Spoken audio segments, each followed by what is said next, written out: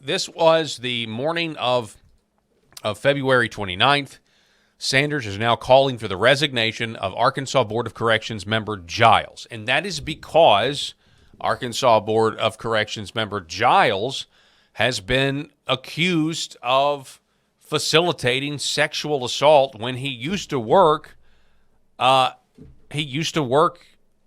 the Lord's Ranch. And so now this is being brought forth, all these allegations are being brought forth to say, hey, this guy needs to resign. This is by Josh Snyder of the Arkansas Democrat-Gazette. Governor Sarah Huckabee Sanders is calling on Board of Corrections member Alonzo Giles to resign from his seat on the Arkansas Board of Corrections. Sanders called Giles to step down in a statement Thursday morning, months after Giles was named in lawsuits that allege he helped to cover up physical and sexual abuse at a treatment center in Randolph County. Numerous lawmakers and other state leaders have publicly urged Giles to resign as well. Quote, the accusations against Alonzo Giles are concerning and a distraction from his work, Sarah says, and the work of the Board of Corrections. I'm calling on Mr. Giles to resign from his post and allow our state to fully focus on improving community safety and ending the revolving door in our prisons. So Board of Corrections Chairman Benny Magnus, who is not on good terms with the governor, he has responded by defending Giles' character Wednesday, but did not comment on whether he thought Giles should resign. He says, I'd say that he's probably been told by attorneys not to make any statements in the civil suit, Magnus said. At the same time, all the public wants him to make a comment. He added, I've known him for 20-odd years, and he's a good person. So Magnus is saying, look, this guy's a good person. Okay, Giles is now 60 years old, and he was first appointed to the Board of Corrections by Mike Huckabee in 2006. He was elected to be secretary of the board the following year. That term expired in 2011. Then Governor Asa Hutchinson appointed him to the board again in 2022, and his second term scheduled to expire in 2027. If Giles were to resign, Sanders would appoint his replacement. It would be at least the fifth appointment within the State Department of Corrections she has made since December. But since November, 52. Now, here's the crux of this matter, and this is why everything is just so wild to me, because we're on the cusp of, and I'm going to play for you a CBS News report here in a minute that basically says this, that we're on the cusp of a state-sponsored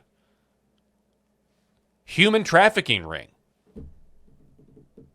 Yeah, I mean, that, and we'll listen to the people that make those accusations here in a minute, but since November, 52 former residents of the now closed Lord's Ranch have filed a total of 5 lawsuits against Giles and other staff members, claiming they were abused during their time at the site. Giles, who is described in complaints as a senior director of the Lord's Ranch entities and facilities and serving as administrative director at its primary facility located in Warm Springs, is a defendant in each of the cases. Other defendants include Theodore E. Ted Sewell, the former director of Lord's Ranch in Randolph County, along with his mother, staff members, and business entities associated with the faith-based juvenile facility.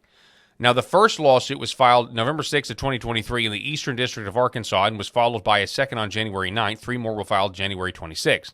The lawsuits state that Emmett, so it really, I know all those other people were named. I know Ted Sewell was named, and I know, but it really centers around, so this centers around, the allegation is that the higher-ups covered up the abuse of this man named Emmett Alden Presley of Jonesboro.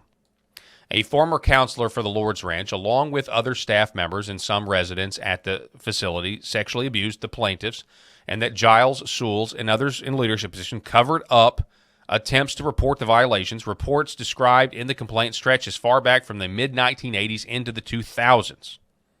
So men and women who owned, operated, and staffed the facility preyed on and abused the children housed on the remote facility in Warm Springs routinely and systematically, one complaint states. The systematic and widespread abuse included premeditated sexual abuse and child rape, often under threat of force, extreme physical violence, and abuse resulting in serious injuries such as broken bones, and psychological manipulation and torment such as isolation closets, straitjackets. The facility and its agents also engaged, according to the complaint now, in concerted efforts to cover up and conceal allegations of abuse. One of the plaintiffs claims that in 1992, When he had turned 18, Giles officiated a forced marriage between her and the facility's social worker, William Sweetwood. The plaintiff had previously reported to the staff that Sweetwood had begun sexually abusing her when she was around 15 years old, but they failed to prevent it, according to the complaint. Rather, Jane Doe 1 was told that staff member W loved her and that she would learn to love him. Now, if this is true, if this is even 10% true, this is wild. Jane Doe 1 was eventually forced to marry staff member W at the Lord's Ranch Chapel without her parents' knowledge, consent, or presence. How does somebody go about making something like that up? That's this journalist's first impression. Giles is also accused of breaking a resident's arm in 2002. So back to Giles, the guy who the governor wants to resign from the prison board, is accused of breaking a resident's arm in 2002 while administering a restraint hold. The resident who is among the plaintiffs in the case also reported being sexually abused at the facility. Okay, so now we have some legislators. Senator Ben Gilmore saying that Giles needs to resign. Arkansas Attorney General Tim Griffin says that he needs to resign. Senator Pro Temp Bart Hester says he needs to resign. Although the first lawsuit naming Giles was filed in November, State Representative Howard M. Beatty, a junior, a Republican from Crossett, said in a letter addressed to Giles on Tuesday that he wasn't aware of the allegations against Giles until very recently. Quote, "It is imperative that the public has trust and confidence in the individual serving on the Board of Corrections, and your continued presence undermines that trust. To uphold the integrity of the board and demonstrate accountability for your actions, I urge you to resign immediately." His letter also urges the board, whose members were copied on a letter, to join those insisting that Giles resign. Then State Representative David Ray, a Republican from Maumelle, says that he wasn't aware of the status of Giles as a defendant in these lawsuits. Upon hearing the cases, Ray said, quote, "I spoke to a couple of legislators to get their thoughts on the matter, and those conversations only confirmed my suspicion, which was that this was a very serious matter, and it makes total sense as someone in that situation to step away. I think that's the decent and appropriate thing to do." Now, likewise, folks, in all probability, these people, these legislators have, again, in all probability, they have seen the report that I'm about to play for you. This is far-reaching. This is essentially bringing up old allegations and whispers that I have heard specifically concerning the Lord's Ranch for a very long time.